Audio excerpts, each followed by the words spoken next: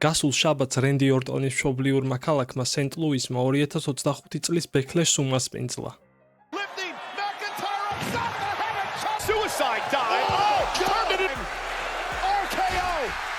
შოუზე დამსწრეთა რაოდენობამ 17155 ადამიანს მიაღწია. WrestleMania 41-ის შემდეგ ეს იყო პირველი დიდი ღონისძიება, რომელიც წინა წლის მსგავსად 5 მატჩისგან შედგებოდა. აქედან 4-ში სასწორზე საჩემპიონო ტიტული იყო. შედარებით ნაკლები ბრძოლა დადებითადაც შეიძლება ჩაითვალოს, რადგან ახალი დაპირისპირების განვითარებას უფრო მეტი დრო მიეცემა. ორ კვირაში Saturday Night's Main Event იქნება და რამდენიმე საინტერესო მატჩი ამ ღონისძიებისთვისაც გადაინახეს. შოუს Main Event-ად ვიხილეთ სინას და ორტონის დაპირისპირება, მონათლული როგორც მათი ბოლო ჯახი. დღევანდელ ვიდეოშიც გვექნება tier list-ი. ამ შემთხვევაში მატჩებს ადგილების მიხედვით დავალაგებთ. ბექლეში გაიხსნა ჯეიკობ ფატუს, LA Knight-ის, Drew McIntyre-ის და Damian Priest-ის მატჩით United States-ის ტიტულისთვის. გასული WrestleMania-ის 2 მატჩის გაერთიანება. ბრძოლა დატვირთული გამოვიდა. ყველა მონაწილეს მიეცა შანსი თავისი სიტყვა ეთქვა. მოქმედება სწრაფად მიმდინარეობდა. მაყურებლები მატჩის საწყისი წამებიდან ბოლო წამამდე იყვნენ ჩართულნი. ბრძოლის უმეტესი ნაწილი კარგი იყო. მიუხედავად ქაოტურობისა, მატჩი არარეულა და მიზანმიმართულად მიდიოდა დასასრულისკენ. McIntyre-მა და Priest-მა ხალხში გადაინაცვლეს, სადაც Damian-მა ჩოქსლემით Drew მაგიდებზე დაანარცხა. დასასრულს ვიხილეთ Solo Sikoa-ს ჩარევა და მისი ახალი თანაგუნდელის, Jeff Cobb-ის დებიუტი. შედეგად Fatum შეძლო ტიტულის შენარჩუნება. როგორც ჩანს, მათ შორის კომუნიკაცია არ შედგა. Jeffs და Jacobs წარსულში უთანხმოება ჰქონდათ, რაც მომავალში აუცილებლად წარმოშობს ახალ დაპირისპირებას. Jacob Fatus პერსონაჟი ფანებს ძალიან შეუყვარდა და შეიძლება უკვე მისი babyface-ის როლში გადაქცევა. მატჩის დანარჩენ მონაწილეებზე შეგვიძლია ვთქვათ, რომ მშვენიერი სამუშაო გასწიეს. ბოლოში Drew მაგიდაზე დაცემისას თავი იატაკს დაარტყა. დღევანდელი ცნობებით მისი მდგომარეობა დამაკმაყოფილებელია და საფრთხე არ ემუქრება. რაც შეეხება Damian Priest-ს, მან მატჩის მიმდინარეობისას კბილი დაკარგა, რის გამოც შეიძლება დროებით ვეღარ ვიხილოთ ეკრანებზე. ეს ბრძოლა კი ჩემი აზრით სიაში მეორე ადგილს იმსახურებს. შემდეგი ბრძოლა. Lyra Valkyria Becky Lynch-ის წინააღმდეგ ქალთა ინტერკონტინენტალის ტიტულისთვის. ორი ირლანდიელი რესლერის დაპირისპირება. WrestleMania-ზე Becky-ს დაბრუნების tag-team ტიტულის მოგების და 24 საათში დაკარგვის შემდეგ მისი ახალი სამიზნე Valkyria გახდა. აღსანიშნავია Backlash-ის მატჩი Lyra-ს მაღალი დონის შესრულება. ხშირად უპირატესიც კი მის გამოცდილ ოპონენტთან შედარებით. Valkyria მაჩვენა თავდაჯერებულობა, რის გამოც Becky-ს მოუწია ჰილის ტაქტიკების, აგრესიის და ბინძური შეტევების გამოყენება. რინგზე ჩატარებული მოქმედებები შესანიშნავი იყო.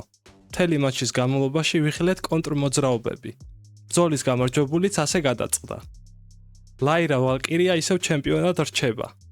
ნელ-ნელა მანაც დაიწყო დადებითი რეაქციების მიღება ფანებისგან, რაც WWE-ისთვის კარგია, რადგან ხელმძღვანელობამ სწორედ მასზე გააკეთა არჩევანი და არა დაკოტა კაიზე ან Cora Jade-ზე. ეს ორი რესლერი კომპანიამ უკვე გაათავისუფლა. Lyra-ს კი მიუხედავად ამ პერფორმანსისა ჯერ კიდევ ბევრი აქვს სასწავლი. Becky Lynch-ის უარყოფითი როლის გამოყენება Valkyrias პერსონაჟის განსავითარებლად ჩვენიერი გადაწყვეტაა. მატჩის შემდეგ მარცხისგან გამოწეული ბრაზის გამო Becky მასზე შეტევა ისევ განაგრძო. ხელის მოტეხვაც სცადა, მაგრამ რავის გენერალურმა მენეჯერმა Adam Pearce-მა მისი შეჩერება შეძლო.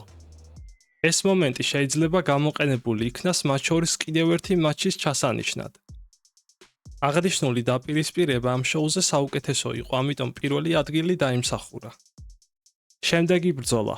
დიდი პოტენციალის მქონე Penta ფანების ახალი რჩეულის Dominic Mysterio's წინააღმდეგ ინტერკონტინენტალის ტიტულისთვის. ეს არ გამოვიდა ხანგრძლივი მატჩი, მაგრამ რინგზე გატარებული დროის მანძილზე ბევრი მოქმედება ვიხილეთ. Dominic-ის suicide dive და DDT ეფექტური იყო. ასევე ვნახეთ მისი შეყვარებულის Liv Morgan-ის ფინიშერის გამეორება. ერთგვარი ვალის დაბრუნება, რადგან Morgan-იც ხშირად იყენებს Dominic-ის და Eddie-ის მოძრაობას Three Amigos თავის მატჩებში. Penta's გამკლავება Judgment Day-ის სხვა წევრებთანაც მოუწია. პრობლემები აქ არ მთავრდება და მისთვის ახალი თავისტკივილი El Grande Americano გამოჩნდა. რა თქმა უნდა, მისტერიო ამ შანსს ხელიდან არ უშვებს და კამარს ინარჩუნებს. პატივს ვცემ ლუჩა ლიბრე სტილს, მაგრამ ეს ბრძოლა ბოლო ადგილზე უნდა დავაყენო. დღის მეოთხე მატჩი. განთერი Pat McAfee-ის წინააღმდეგ. კამრის დაკარგვის შემდეგ განთერი კომენტატორებს დაერია. Michael Cole-ის დაცვა Pat McAfee-ს სცადა, რის შედეგადაც საპასუხოდ sleeper hold-ი მიიღო. ამის გამო მას უკან არ დაუხევია და განთერთან მატჩი მოითხოვა. ამ ბრძოლაში წინა პლანზე უფრო სიუჟეტი იყო წამოწეული. თავიდან განთერი უბრალოდ ერთობოდა და მის ოპონენტს სერიოზულად არ აღიქვავდა. შემდეგ Pat-მა წინააღმდეგობა გაუწია. მატჩის დასრულებაც სცადა, მაგრამ ამისთვის მისი მოქმედება საკმარისი არ აღმოჩნდა. Pat McAfee დასაწყისშივე დაღლილი ჩანდა, მაგრამ ეს ნორმალურია, რადგან ხშირად არ უწევს რესლინგის მატჩებში მონაწილეობის მიღება. მეორე კომენტატორის Michael Cole-ის ჩართვამ გამოიწვია მაყურებლების ახტაცება, რაც სცენარისტებისგან ჭკვიანური გადაწყვეტილება იყო. მისი დახმარებით Pat-მა კინაღამ მოიგო დაპირისპირება. ჯამში საკმაოდ გასართობი მატჩი გამოვიდა. განთერის გამარჯვება სწორი ნაბიჯი იყო, რადგან დამამცირებლად დაკარგული კამრის შემდეგ კიდევ ერთი მარცხი ახლა უკვე კომენტატორთან კატასტროფა იქნებოდა. მატჩის შემდეგ განთერმა Pat McAfee-ს და Michael Cole-ს ხელი გაუწოდა. ხელის ჩამორთმევა არ მომხდარა, მაგრამ თითქოს განთერი ამით ამბობდა, რომ მათ შორის გაურკვევლობა დამთავრდა. ეს მატჩი წავა მეოთხე ადგილზე. შოუს ბოლო დაპირისპირება. რენდი ორტონი ჯონ სინას წინააღმდეგ WWE-ის ტიტულისთვის. სინას WrestleMania-ზე გამარჯვების შემდეგ ტიტულის დაცვა ისტორიულად საუკეთესო ოპონენტის, რენდი ორტონის წინააღმდეგ მოუწია. მათი დაპირისპირება ჯერ კიდევ ოჰაიოს რესლინგის ორგანიზაციიდან, OVW-დან მოდის. WWE-ში გადმოსვლის შემდეგ კი ეს მტრობა საერთოდ სხვა დონეზე ავიდა. შეგვიძლია ვთქვათ, რომ ორივე უკვე კარიერის ბოლოშია. სინა წლის ბოლოს დაამთავრებს რინგზე მოღვაწეობას. რენდის ხილვას კი ალბათ კიდევ 3-4 წლის მანძილზე შევძლებთ.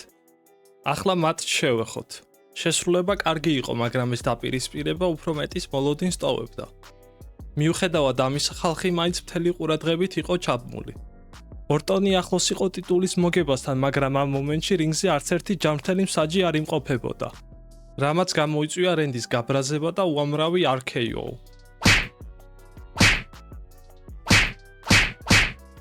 ლეგენდარული ფანტკიკის ხილვის შანსი სინას გუმხურვალე ფანმა Arthur-მ წაგვართვა. რენდი მარც მისთვის დაიშურა RKO. ჯონის მორიგი იაფასიანი გამარჯვება, კამრის გამოყენება და მატჩი მისთვის დადებითი შედეგის დაფიქსირება. ბრძოლის შემდეგ მისი მონაწილეობით კიდევ ერთი ემოციური მომენტი ვიხილეთ, მაგრამ პრესკონფერენციაზე Arthur-ს მაგიდაზე დანარცხების შემდეგ ამან აზრი დაკარგა.